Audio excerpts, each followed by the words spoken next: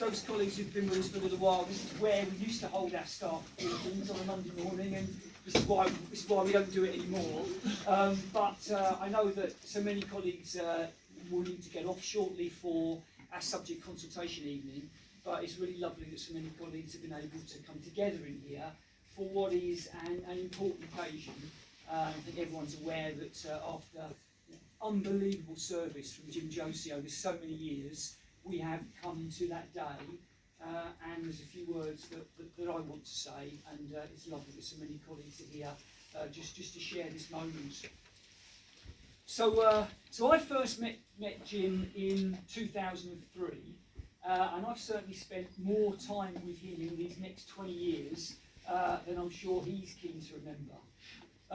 Jim is someone who knows every nook and cranny of this school inside out. Every plug socket, every soap dispenser, every cracked toilet bowl, and every lock and key in this school that is at least double the size of what it was when Jim arrived here, 33 years ago now. Jim had served 13 years in the army, including as a bombardier section commander, stores NCO, and also in transport as a driver. At one time his responsibilities included for army accommodation on the base, including the stores, with an arms store, officers' mess, and even a cinema on time.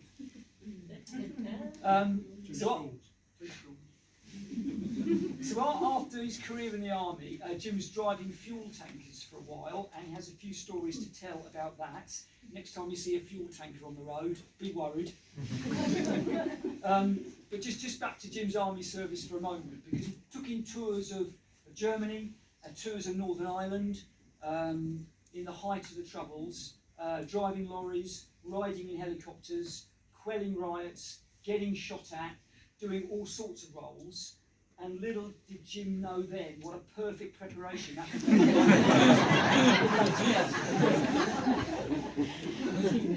be. So shortly after Jim started here, he did actually apply for a caretaking job at a school in Aylesbury. I don't know what happened, but it wasn't successful. And of course, had he been, well, we would have missed out on the next 33 years. And that just causes all of us just to reflect on how our lives and the path that our lives take just hinge sometimes on key moments, and sometimes they're not our decisions either. We've dug out some great old photos of the school that remind us just how it's changed over those years.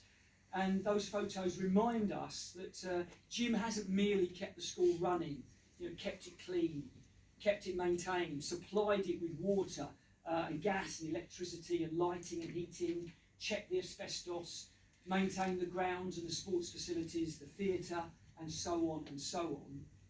He's seen the school grow and change and develop immeasurably, and to do so significantly and massively so to what our school is that we enjoy today. And Jim Josie has been absolutely at the forefront of those developments, and he's led much of that work.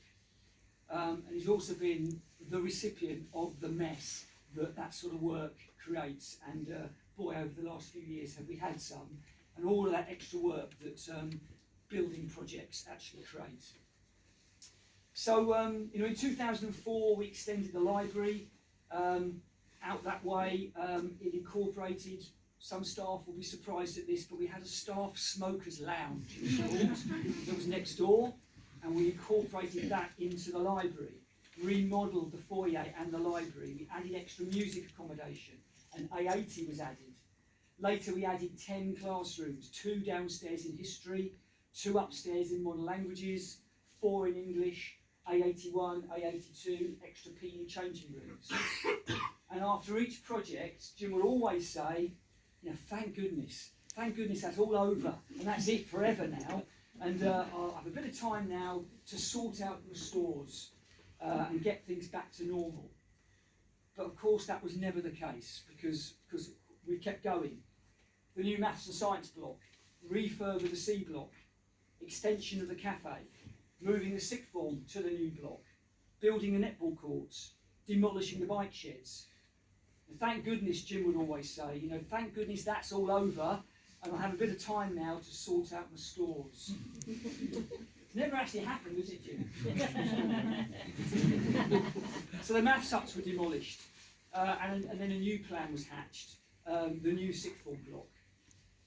And Jim and his team have been front and centre of keeping our school running, taking huge amount of pride in our school, and I can say without any fear of contradiction, they're making our school the smartest and the cleanest and the tidiest and the best kept school campus that you're going to find anywhere. Let me just say a quick word about the maths huts, because they're very dear to some of us and they're very dear to Jim. They were an institution, let's be honest. 29 years they were there. And for those staff who never knew them, you dodged a real bullet there. Baking in the summer, freezing in the winter.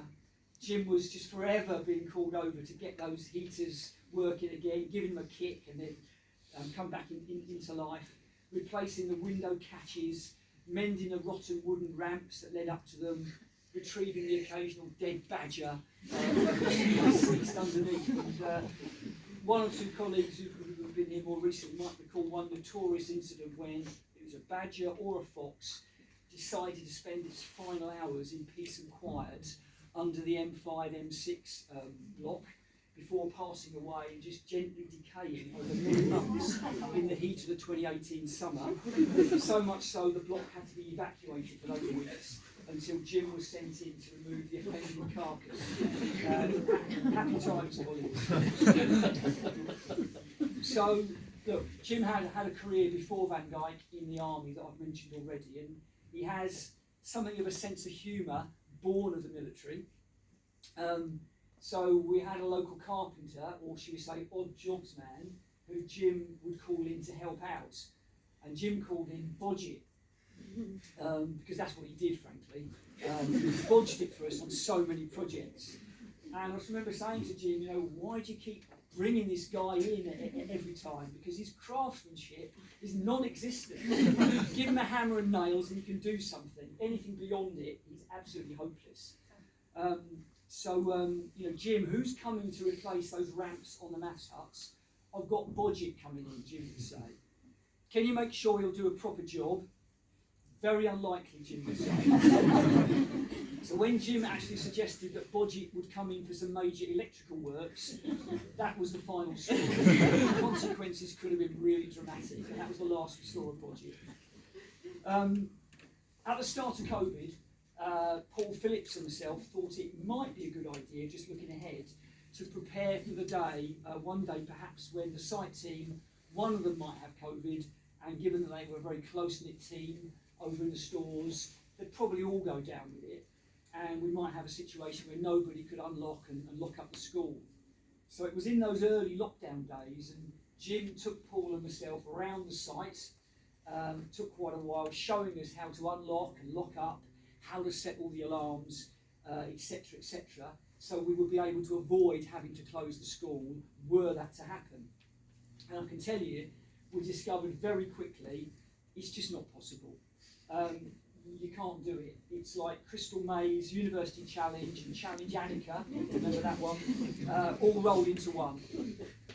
Paul and I just looked at each other, we nodded, we took the pile of keys and Jim's notes and filed them away, because we were sure in the knowledge that if COVID befell the site team, the school would be closed.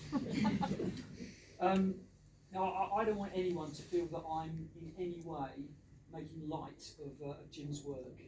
I mean, indeed, there have been, when you do that job, there are many comical moments, because there have to be, because you couldn't do it otherwise. Jim's stock phrase tends to be, it's a nightmare, to which my response is always, no, Jim, it's the reality, and we've got to deal with it now. So I've heard that phrase so many times. So I remember a couple of winters ago, we had the forecast of snow and ice. And I remember checking with the team that they were ready to leap into action to make sure that the snow and ice would be cleared and we'd all be ready for school the next day. But Jim's response, it's a nightmare. Jim, it's not a nightmare. As long as you've got enough salt and grit and you get up early enough, it's going to be absolutely fine. Jim's response, it is a nightmare, we haven't got any salt or grit. So, I don't know how they did it, but the next morning the site was clear, we were here. But what I did learn was that suddenly Gilbert's had run out of salt and they were closed. So when the diggers moved in to demolish the maths huts, this was only supposed to happen once the new maths and science block was definitely going to be finished for the September start. This is 2 years ago now. For some reason, Jim organised for the demolition to go ahead, and suddenly there was a hitch with the new building. We were facing a shortage of 20 classrooms with a couple of weeks to go. It's a nightmare, said Jim. No, Jim, you've created a nightmare. It's a reality. What are we going to do? So it was one of those rare moments where there was almost a slight falling out. Didn't happen very often. But at the cost of £75,000, we had a plan to install a sea of porta cabins on the car park, so we would have been okay. And it never came to it. We pocketed the £75,000.